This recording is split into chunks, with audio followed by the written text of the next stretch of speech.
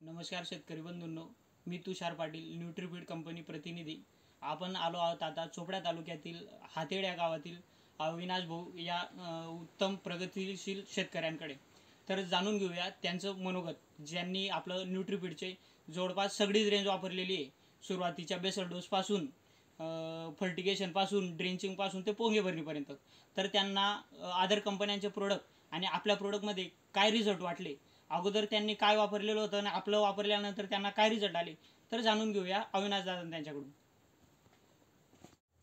नमस्कार, मी अविनाश सुरेश पाटील, राहणार हातेड.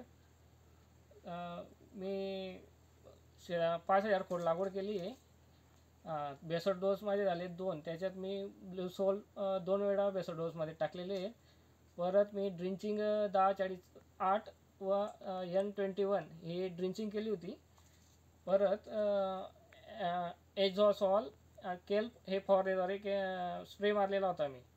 आणि नंतर मी 13-40-13 आणि 0-1-34 आणि कॅम्बो 2 हे आता सोडलेलं आहे. पेट आता चांगला बनलेलं आहे. आणि पोटॅश पण पाहिलं तसं यावर्षी मी कमी केलेलं आहे. आणि युरियाचं प्रमाण पण कमी आहे ते. आणि म्हणजे हे पेदड पण चांगलं झालेलं आहे यावर्षी. आणि जी निस्वाड काढते आता ती पण चांगल्या प्रमाणे निघते आता. परत अंतरी पण चांगलं होतं, हाईट पण चांगली आहे.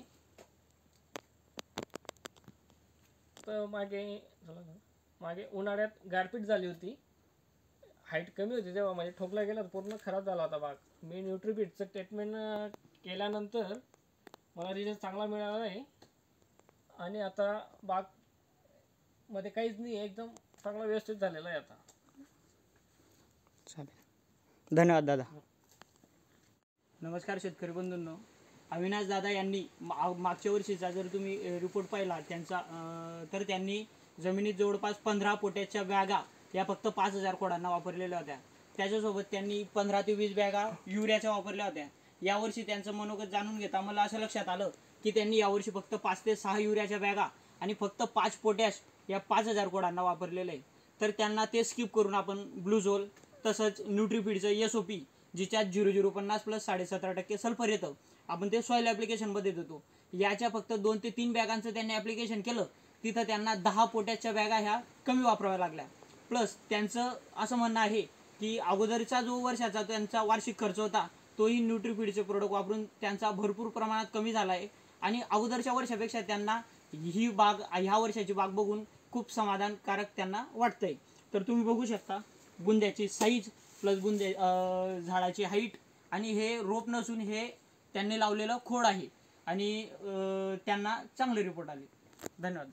ही काळी आई धनधान्य देई, ही काळी आई धनधान्य देई.